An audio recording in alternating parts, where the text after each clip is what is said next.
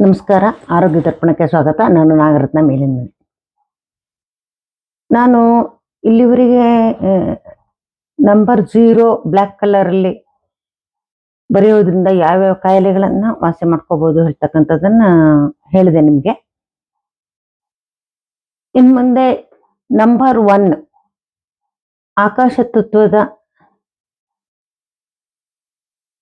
ವಿಷಯವಾಗಿ ನಾನು ನಿಮ್ಗೆ ಹೇಳ್ತೇನೆ. ಆ ವಿಷಯವನ್ನು ಆ ಟಾಪಿಕ್ ತಗೊಳ್ಳೋಕ್ಕಿಂತ ಮುಂಚೆ ನಾನು ಜ್ಯೋತಿಷ್ಯದ ಬಗ್ಗೆ ಒಂದು ಇಂಟ್ರೆಸ್ಟಿಂಗ್ ಆಗಿರ್ತಕ್ಕಂಥ ವಿಷಯವನ್ನು ನಿಮ್ಗೆ ತಿಳಿಸ್ತೀನಿ. ಇದನ್ನು ನಿಮ್ಮೊಟ್ಟಿಗೆ ಹಂಚ್ಕೋಬೇಕು ಅಂತ ಅನಿಸ್ತು. ಯಾಕೆಂದ್ರೆ ಇದು ನನ್ನ ಜೀವನದಲ್ಲಿ ನಡೆದಿರ್ತಕ್ಕಂಥ ಒಂದು ಘಟನೆ.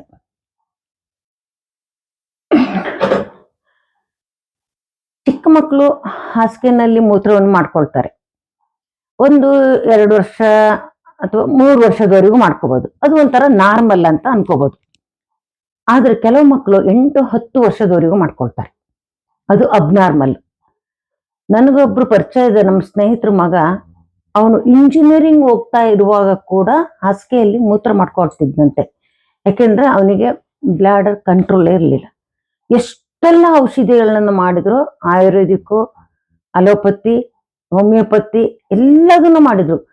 ಆಮೇಲೆ ಅವರು ಎಲ್ಲೋ ಇಂಗ್ಲೆಂಡಿಗೆ ಎಲ್ಲೋ ಹೋದಾಗ ಅಲ್ಲಿ ಒಂದು ಡಾಕ್ಟ್ರಿಗೆ ತೋರಿಸಿ ಅವ್ರೇನೋ ಆ ಬ್ಲಾಡರ್ ತುಂಬಿದವಾಗ ಅಲಾರಾಮ್ ಹೊಡೆಯೋ ಅಂತ ಒಂದು ಎಕ್ವಿಪ್ಮೆಂಟ್ ಕೊಟ್ಟು ಅದನ್ನ ಅವನ ಉಪಯೋಗಿಸ್ತಾ ಆಮೇಲೆ ನಿಧಾನಕ್ಕೆ ಅವನಿಗೆ ಕಂಟ್ರೋಲಿಗೆ ಬಂತದು ಅಂತ ಹೇಳ್ತಿದ್ರು ಅವ್ರು.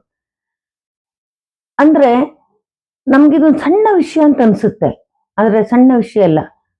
ಯಾಕೆಂದ್ರೆ ನಮ್ಗೆ ನಮ್ಮ ಮಕ್ಕಳು ಅಥವಾ ಮೊಮ್ಮಕ್ಕಳು 2 ವರ್ಷ 3 ವರ್ಷಕ್ಕೆ ನಿಲ್ಸ್ಬಿಟ್ಟಿರ್ತಾರೆ.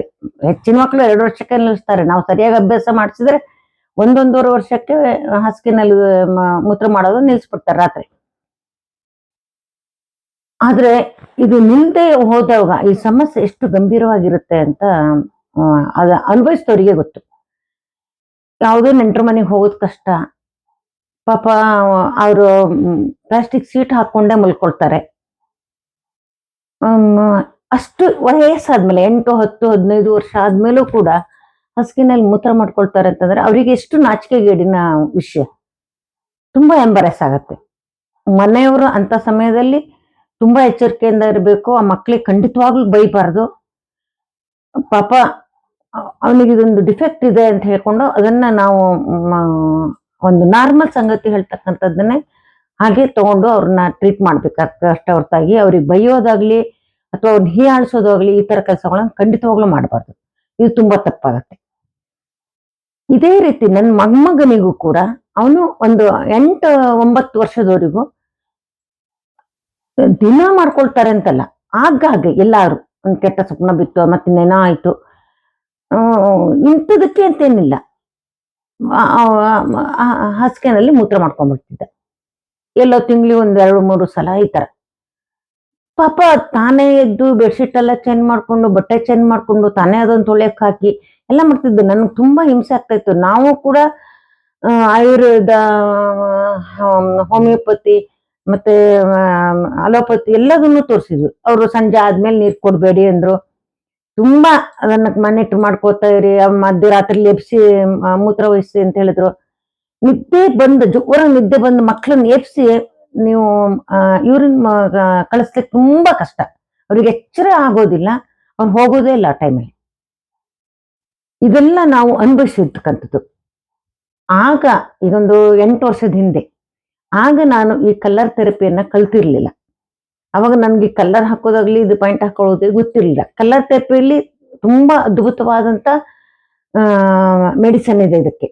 ನಾವು ಇಲ್ಲಿ ಬ್ಲ್ಯಾಕ್ ಕಲರ್ ಹಚ್ಚಿದ್ರು ಆಯ್ತು, ಅಥವಾ ಯೆಲ್ಲೋ ಕಲರ್ ಹಚ್ಚಿದ್ರು ಆಯ್ತು, ಅಥವಾ ಕಿಡ್ನಿ ಜಾಯಿಂಟ್ಗೆ ಇಲ್ಲಿ ಸುತ್ತ ಯೆಲ್ಲೋ ಕಲರ್ ಹಚ್ಚಿದ್ರು ಸಾಕು. ಅಥವಾ ಇಲ್ಲಿ ಕೂಡ ಇದು ಭೂತತ್ವದ ಬೆರಳು, ಇಲ್ಲೂ ಕೂಡ ಯೆಲ್ಲೋ ಕಲರ್ ಹಚ್ಚಿದ್ರೆ ಬ್ಲಾಡರ್ ಕಂಟ್ರೋಲ್ ಆಗ್ಬಿಡುತ್ತೆ, ಯೂರಿನ್ ಹೋಗೋದು. 10-15 ದಿನ ಹಚ್ಚಬೇಕಾಗತ್ತೆ. 100% ಕಡಿಮೆ ಆಗತ್ತೆ, ನಿಲ್ಸೇ ಬಿಡ್ತಾರೆ. ಆದ್ರೆ ನನ್ಗೆ ಅವಾಗ ಗೊತ್ತಿರ್ಲಿಲ್ಲ ಕಲರ್ ಥೆರಪಿ ಬಗ್ಗೆ, ಏನೂ ಗೊತ್ತಿರ್ಲಿಲ್ಲ. ಇಷ್ಟೆಲ್ಲ ಆದಾಗ ನನ್ಗೆ ಒಂದ್ಸಲ ಅನಿಸ್ತು, ನಾನು ಹೇಳಿದೆ ನಮ್ಮ ಸೊಸೆ ಹತ್ರ, ಇವನಿಗೆ ಯಾವ್ದ್ರಿಂದನೂ ವಾಸಿ ಆಗ್ತಾ ಇಲ್ಲ, ನಾವು ಒಂದ್ಸಲ ಅವನ ಜಾತಕ ತೋರ್ಸೋಣ, ಜಾತಕದಲ್ಲಿ ಏನಾದರೂ ದೋಷ ಇರಬಹುದು ಅಂತ. ಆಯ್ತು ಅಂತ ನಾವು ನಮ್ಮ ಪುರೋಹಿತರ ಹತ್ರ ತೋರಿಸಿದ್ವಿ. ಅವ್ರು ಹೇಳಿದ್ರು, ಜ್ಯೇಷ್ಠ ನಕ್ಷತ್ರ, ನನ್ನ ಮೊಮ್ಮಗಂದು ಜ್ಯೇಷ್ಠ ನಕ್ಷತ್ರದಲ್ಲಿ ಹುಟ್ಟಿದವರು ಮತ್ತು ಮೂಲ ನಕ್ಷತ್ರದಲ್ಲಿ ಹುಟ್ಟಿದವರಿಗೆ ದೋಷ ಇರುತ್ತೆ. ಆ ಕಾರಣದಲ್ಲಿ ಅವನ ಹಾಸಿಗೆನಲ್ಲಿ ಮೂತ್ರ ಮಾಡ್ಕೊಳ್ತಿದ್ದಾನೆ. ನಿಮ್ಗೆ ಇದು ವಿಚಿತ್ರ ಅನ್ಸ್ಬೋದು. ನಾವು ಅವಾಗ ಆಸ್ಟ್ರೇಲಿಯಾದಲ್ಲಿದ್ವಿ. ಅವಾಗ ಏನ್ ಮಾಡೋದು ಅಂತ ಕೇಳಿದ್ವಿ. ನಾವು ಆಸ್ಟ್ರೇಲಿಯಾದಲ್ಲಿ ಅದಕ್ಕೆ ಮಾಡಿಸ್ಲಿಕ್ಕೆ ಏನು ಇಲ್ವಲ್ಲ, ಅದಕ್ಕೆ ಏನ್ ಮಾಡಿಸ್ಬೇಕು ಹೇಳೋದನ್ನ ಫಸ್ಟ್ ಹೇಳ್ಕೊಡ್ತೀನಿ. ಅದಕ್ಕೊಂದು ಹೋಮ ಮಾಡ್ಬೇಕು ಅಂತ ಹೇಳಿದ್ರು. ಯಾಕೆಂದ್ರೆ ಈಗ 8-10 ವರ್ಷ ಆಗಿದ್ದಕ್ಕಾಗಿ ಹೋಮ ಮಾಡ್ಬೇಕು. ಅದೇ ನಾವು ಹುಟ್ಟಿದ ತಕ್ಷಣ ನಾವು 11 ದಿವಸಕ್ಕೆ ಏನು ಶಿಶು ಬಾಳಂತಿನ ಒಳಗ್ ತಗೊಳ್ತೀವಿ, ಸ್ನಾನ ಮಾಡ್ತಿದ್ ಮಾಡಿ ಮತ್ತೆ ತೊಟ್ಲಿಗೆ ಹಾಕ್ತಿವಿ, ಆ ಶಾಸ್ತ್ರಗಳನ್ನೆಲ್ಲ ಮಾಡ್ತೀವಲ್ಲ, ಆ ಟೈಮ್ನಲ್ಲೇ ಆ ಮಗುವನ್ನ ಗೋವಿನ ಅಡಿಗಡೆ, ಗೋವಿನ ಕಾಲ್ ಕೆಳಗಡೆಗೆ ಹೀಗೆ ಒಂದ್ ಕಡೆಯಿಂದ ಇನ್ನೊಂದ್ ಕಡೆಗೆ ತಗೊಂಡ್ರೆ ಆ ದೋಷ ಪರಿಹಾರ ಆಗುತ್ತೆ. ನೋಡಿ ಎಷ್ಟು ಸುಲಭ ಪರಿಹಾರ ಅಂದ್ರೆ, ಆ ಮಗು ಗೋವಿನ ಹೊಟ್ಟೆಯಿಂದ ಹುಟ್ಟಿದೆ ಅನ್ನುವ ತರ ಆ ಗೋವಿನ 4 ಕಾಲ್ ಕೆಳಗಡೆಗೆ ಆ ಮಗುನ ಈಚೆಯಿಂದ ಆಚೆಗೆ ತಗೊಂಡ್ ಬಂದ್ಬಿಟ್ರೆ ಆ ದೋಷ ಪರಿಹಾರ ಆಗ್ಬಿಡುತ್ತೆ. ಇಷ್ಟು ಸಿಂಪಲ್ ಆಗಿರ್ತಕ್ಕಂಥ ಪರಿಹಾರ. ಆದ್ರೆ ನಮ್ಗೆ ಜ್ಯೇಷ್ಠ ನಕ್ಷತ್ರದಲ್ಲಿ ಇದ್ದವಾಗ ಇದನ್ನ ಪರಿಹಾರ ಮಾಡ್ಕೋಬೇಕು ಅಂತ ಗೊತ್ತಿರೋದಿಲ್ಲ. ಇದನ್ನ ಯಾರಾದ್ರೂ ನಮ್ಗೆ ನಮ್ಮ ಪುರೋಹಿತರು ಇದು ಹೇಳಿದ್ರೆ ಗೊತ್ತಾಗತ್ತೆ. ಆಗೋಯ್ತು ಈಗ. ಯಾಕೆಂತಂದ್ರೆ ಅವನಿಗೆ 8-10 ವರ್ಷ ನಡೀತಾ ಇದೆ. ನಾವು ಮೊದ್ಲು ಮಾಡಿರ್ಲಿಲ್ಲ, ನಾವು 11 ದಿನಕ್ಕೆ ಮಾಡಿರ್ಲಿಲ್ಲ. ಏನ್ ಮಾಡ್ಬೇಕಾಯ್ತು, ಏನ್ ಮಾಡ್ಬೇಕು ಅಂತ ಕೇಳಿದ್ವಿ. ಅವಾಗ ಅವ್ರು ಹೇಳಿದ್ರು, ಅವನಿಗೆ ಉಪನಯನ ಮಾಡೋಕ್ಕಿಂತ ಮುಂಚೆ ಅವನಿಗೊಂದು ಹೋಮ ಮಾಡ್ಕೊಳ್ಳೇಬೇಕು ಅಂತ ಹೇಳಿದ್ರು. ನಾವು ಅವಾಗ ಆಸ್ಟ್ರೇಲಿಯಾದಲ್ಲಿದ್ವಿ. ಇನ್ನೊಂದು 6 ತಿಂಗಳು ಬಿಟ್ಟು ಊರಿಗೆ ಬರೋರಿದ್ರು ಬೆಂಗಳೂರಿಗೆ. ಆಗ ಹೇಳಿದ್ವಿ, ಅವಾಗ ಉಪನಯನ ಮಾಡ್ತೀವಿ, ಅದಕ್ಕಿಂತ ಮುಂಚೆ ಈ ಹೋಮ ಮಾಡಿಸ್ಕೊಳ್ತೀವಿ, ಪರವಾಗಿಲ್ಲ. ಆದ್ರೆ ಈಗೇನ್ ಮಾಡೋದು, ಇನ್ನು 6 ತಿಂಗಳವರೆಗೆ ಪಾಪ ಅನ್ಭವಿಸ್ಬೇಕಲ್ಲ ಅವನ ಮಗು ಅಂತ ಅನ್ಕೊಂಡೆ. ಅದಕ್ಕೆ ಅವ್ರು ಒಂದೇ ಪರಿಹಾರ ಹೇಳಿದ್ರು, ಆಂಜನೇಯ ದೇವಸ್ಥಾನಕ್ಕೆ ಹೋಗಿ ಎಳ್ಳೆಣ್ಣೆಯನ್ನ ಅಭಿಷೇಕಕ್ಕೆ ಕೊಡಿ. ಅಕಸ್ಮಾತ್ ಎಳ್ಳೆಣ್ಣೆಯನ್ನ ಅಭಿಷೇಕ ಮಾಡೋದಿಲ್ಲ ಅಂತಂದ್ರೆ ಅವರು ಎಳ್ಳೆಣ್ಣೆಯನ್ನ ಹಾಗೆ ದೀಪಕ್ಕೆ ಹಾಕಕ್ಕೆ ಕೊಡಿ.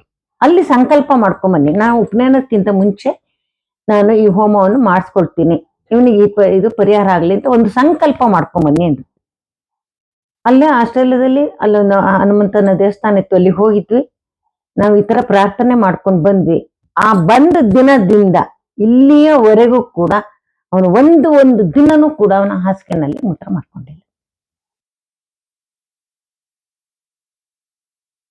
ಇದೊಂದು ಅದ್ಭುತವಾದ ವಿಷಯ ಅಲ್ವಾ? ಹೇಗೆ ಅವನು ಟ್ರೀಟ್ಮೆಂಟ್ ಮಾಡ್ಲಿಲ್ಲ. ನಾವು ಅಲ್ಲಿ ಸಂಕಲ್ಪ ಮಾಡ್ಕೊಂಡು ಬಂದ ಮೇಲೆ 1 ದಿವಸ ಹಾಸಿಗೆನಲ್ಲಿ ಅವನು ಮೂತ್ರ ಮಾಡ್ಲಿಲ್ಲ. ಆಮೇಲೆ ನಾವು ಬೆಂಗಳೂರಿಗೆ ಬಂದ್ಮೇಲೆ ಅವನಿಗೆ ಅವನು ಉಪನಯನ ಮಾಡೋಕ್ಕಿಂತ ಮುಂಚೆ ಆ ಹೋಮವನ್ನು ಮಾಡಿಕೊಂಡು ಮಾಡಿದ್ವಿ. ನೋಡಿ, ಜ್ಯೋತಿಷ್ಯ ಶಾಸ್ತ್ರ ಹೇಳೋದು ಕೂಡ ಒಂದು ಅದ್ಭುತವಾದ ವಿಜ್ಞಾನ. ಎಷ್ಟೋ ಸಮಸ್ಯೆಗಳಿಗೆ ನಮ್ಗೆ ಜ್ಯೋತಿಷ್ಯದಿಂದ ನಮ್ಗೆ ಪರಿಹಾರ ಇದೆ. ಎಷ್ಟೋ ಕಾಯಿಲೆಗಳು ಒಮ್ಮೊಮ್ಮೆ ನಮ್ಗೆ ಎಷ್ಟು ಔಷಧಿ ತಗೊಂಡ್ರು ವಾಸಿ ಆಗ್ತಾನೆ ಇರೋದಿಲ್ಲ. ಆಗ ನಾನು ನಿಮ್ಗೆ ಎಷ್ಟೋ ಸಲ ಹೇಳಿದ್ದೆ ಇದನ್ನು ಕೂಡ. ಯಾವುದೋ ಒಂದು ಆಂಜನೇಯ ದೇವಸ್ಥಾನವೋ, ಅದು ಒಂದು ಚೌಡಮ್ಮನ ದೇವಸ್ಥಾನಕ್ಕೋ, ಅಥವಾ ಒಂದು ವೆಂಕಟರಮಣ ದೇವಸ್ಥಾನಕ್ಕೋ, ಅಥವಾ ಒಂದು ಗುರು ಮಂದಿರಕ್ಕೋ ಹೋಗಿ ಬಂದ್ರೆ ಆ ಸಮಸ್ಯೆಗಳು ಬಗೆಹರಿಯುತ್ತೆ. ಯಾಕೆ? ಅಲ್ಲಿ ಒಂದು ಎನರ್ಜಿ ಇರುತ್ತದೆ, ಆ ಎನರ್ಜಿ ನಮ್ಗೆ ಕಾಪಾಡುತ್ತೆ. ಇದು ನಿಮ್ಗೆ ವಿಚಿತ್ರ ಅನ್ಸ್ಬೋದು, ಆದ್ರೆ ಇದು ನನ್ನ ಜೀವನದಲ್ಲೇ ನಡೆದಿರ್ತಕ್ಕಂಥ ಒಂದು ಮಿರಾಕಲ್, ಸತ್ಯ ಘಟನೆ. ಜ್ಯೋತಿಷ್ಯ ಶಾಸ್ತ್ರಕ್ಕೂ ಕೂಡ ನಾವು ಅಷ್ಟೇ ಗೌರವವನ್ನ ಕೊಡಬೇಕು, ಅಷ್ಟೇ ನಂಬಿಕೆಯನ್ನು ಇಟ್ಕೋಬೇಕು. ಅದರಲ್ಲೂ ಕೂಡ